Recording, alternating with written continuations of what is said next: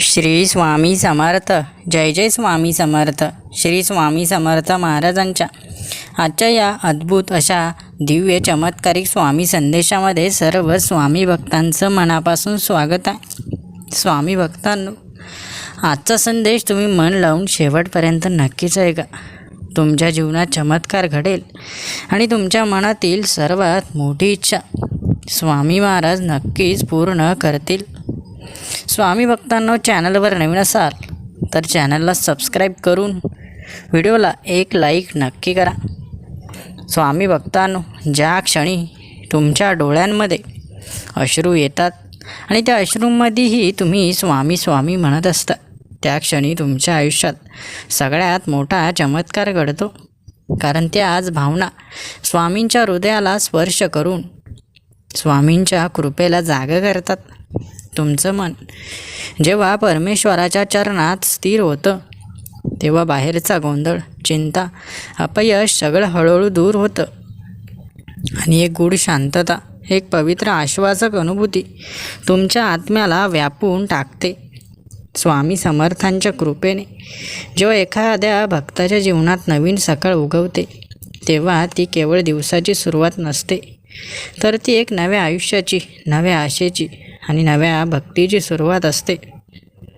तुम्ही आयुष्यात कितीही वेळा पडला असाल, पण जर प्रत्येक वेळी उठताना स्वामी समर्थ या नावाचा उच्चार तुमच्या ओठांवर असेल, तर त्या प्रत्येक पडल्यानंतर उठलेलं पाऊल तुमचं नवे भाग्य लिहून जातं.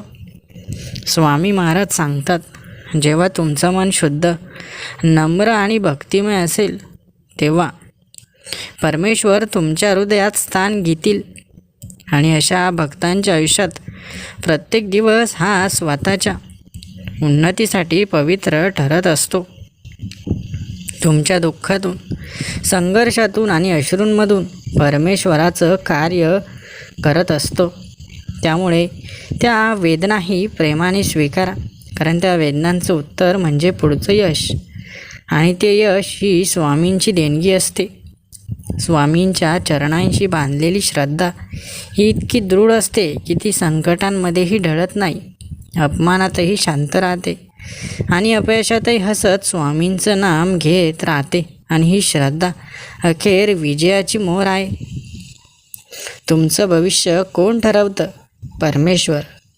पण त्यांचा निर्णय कधी बदलतो?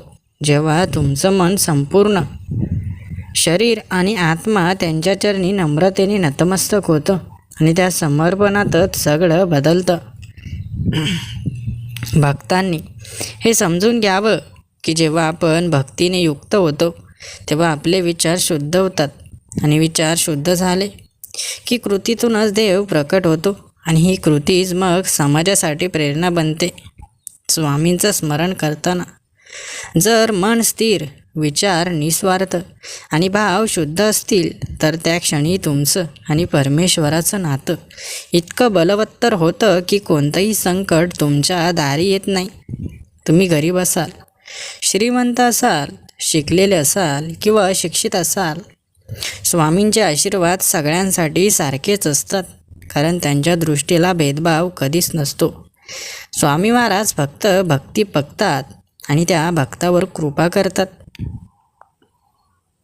स्वामी भक्तांनो, आयुष्यात कितीही कठीण वाटलं, तुम्ही एकटे नाही, स्वामी माझ्यासोबत आहेत हे मनात ठेवून पुढे चालत राहा. आयुष्य खरं तर मोठ्या निर्णयांनी नाही तर रोज घेतलेल्या जाणाऱ्या छोट्या निवडींनी घडत जातं.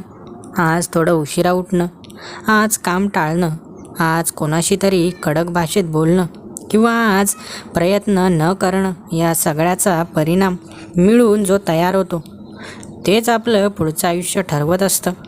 खूप लोक वाट पाहत राहतात, योग्य संधीची, योग्य वेळेची, योग्य माणसाची, पण काही लोक असे असतात जे परिस्थिती परिपूर्ण नसतानाही जे शक्य आहे ते करत राहतात आणि अनुभव सांगतो की पुढे जाणारे लोक हेच असतात. असं अनेकदा होतं की आपण एखादी गोष्ट मनापासून करतो, वेळ देतो, मेहनत करतो, तरीही कुणी दाद देत नाही, उलट दुर्लक्ष होतं. पण सगळ्यात जो माणूस स्वतःचा स्तर खाली येऊ देत नाही तोच पुढे जाऊन ओळखला जातो.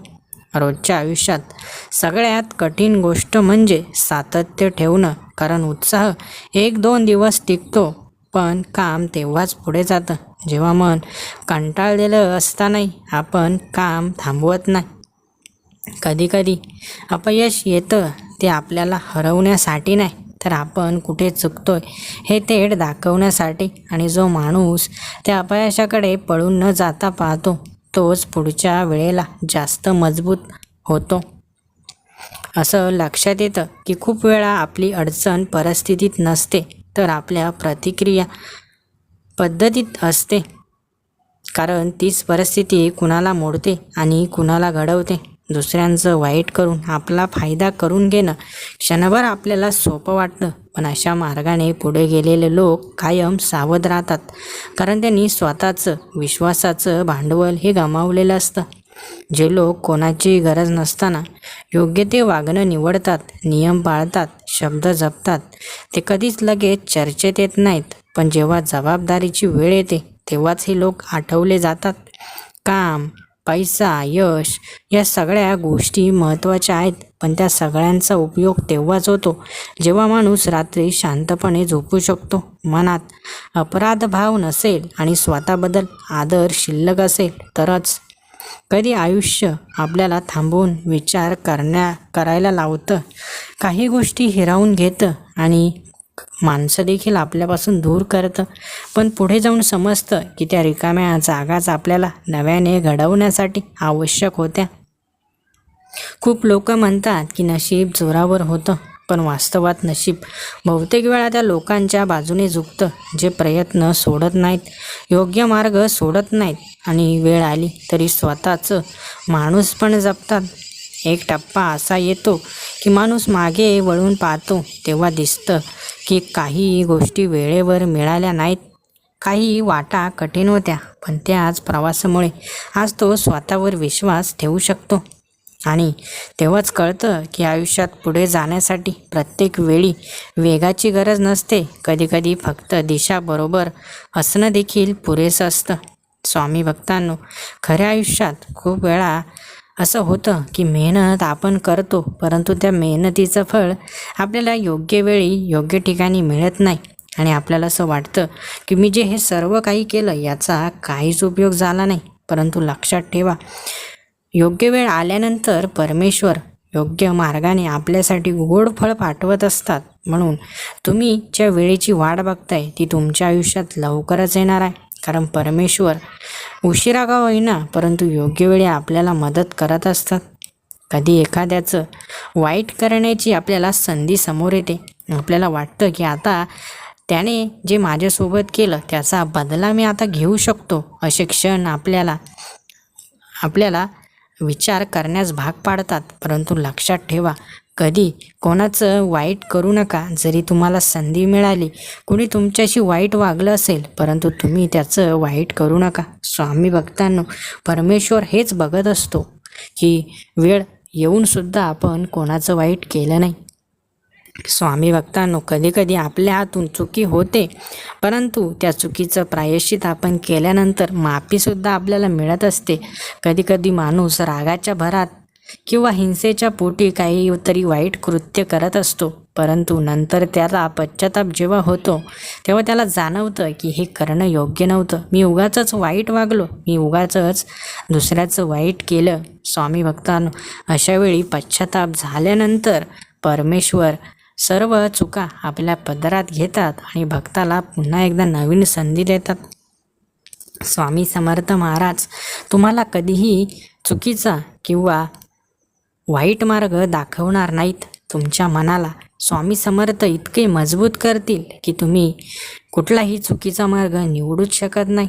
हे संदेश रोज ऐकत असताना तुम्हाला जाणीव झालीच असेल की परमेश्वराने आपल्यासाठी काही ना काही योजना तयार केली आहे. कुठल्या ना कुठल्या क्षणाला आपल्या जीवनात चमत्कार होणार आहे याची जाणीव तुम्हाला तुमच्या मनामध्ये झालीच असेल. स्वामी भक्तांनो, अशीच भावना तुमच्या मनामध्ये कायम ठेवून परमेश्वराची भक्ती करत राहा. यशस्वी माणूस तो होत नाही जो खूप मोठा होतो, यशस्वी माणूस तो होतो जो रात्री शांत झोपतो, ज्याला लोक आदराने हाक मारतात, ज्याच्याविषयी कुठेही मागे पुढं बोललं जात नाही, असा माणूस खरा जीवनामध्ये यशस्वी झालेला असतो.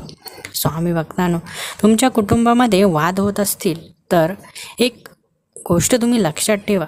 घरात सगळे सारखाच विचार करत नाहीत. प्रत्येकाचं मत वेगळं असतं, पण समोरच्याचं मत ऐकून घेणं, त्याला महत्त्व देणं, हेच घरगुती जीवनाचं सर्वात मोठं रहस्य आहे. स्वामी भक्तांनो, तुमच्या कुटुंबामध्ये 4, 5 किंवा जास्तही लोक असतील, ते सर्वजण प्रत्येकजण वेगळा विचार करतो. प्रत्येकाला काहीतरी वेगळं हवं असतं. प्रत्येकाचं मत प्रत्येक गोष्टीवर वेगळं असतं. परंतु आपण जेव्हा जेवण करायला बसतो तेव्हा सर्वांनी जेवण करायला बसायचं आणि त्यावेळेस आपापलं म्हणणं मांडायचं. प्रत्येकाचं म्हणणं ऐकून घेणं ही आपली नैतिक जबाबदारी आहे. स्वामी भक्तांनो, सर्वांचं म्हणणं ऐकून त्यानंतर कोणाचं बरोबर आहे कोणाचं चुकीचं आहे त्याला समजून सांगणं ही देखील आपलीच जबाबदारी आहे.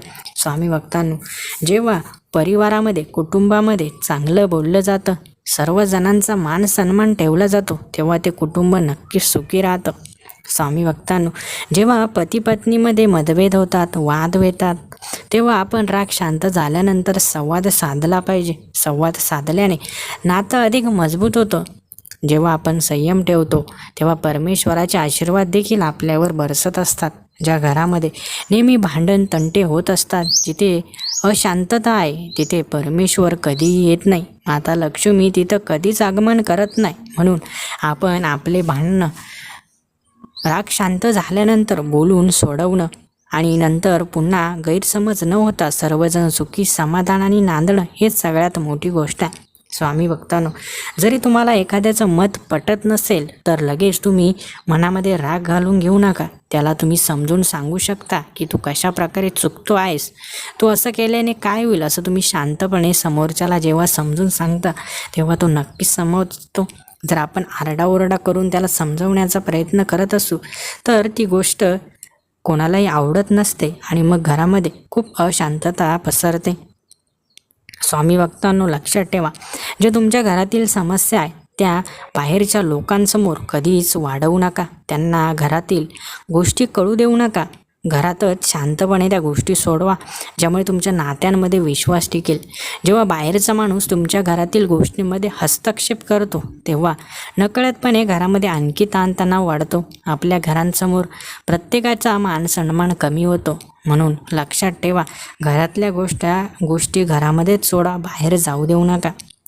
स्वामी भक्तांनो, जेव्हा घरातील कर्ता पुरुष दररोज घरातून बाहेर पडत असतो तेव्हा त्याने बाहेर पडताना मनामध्ये शांतता ठेवली पाहिजे. परत घरामध्ये संध्याकाळी येताना मनामध्ये शांतता ठेवली पाहिजे. जेव्हा माणूस जातानाही शांत राहतो, येतानाही शांत राहतो, तेव्हा त्याचा पूर्ण दिवस हा शांततेतच जातो.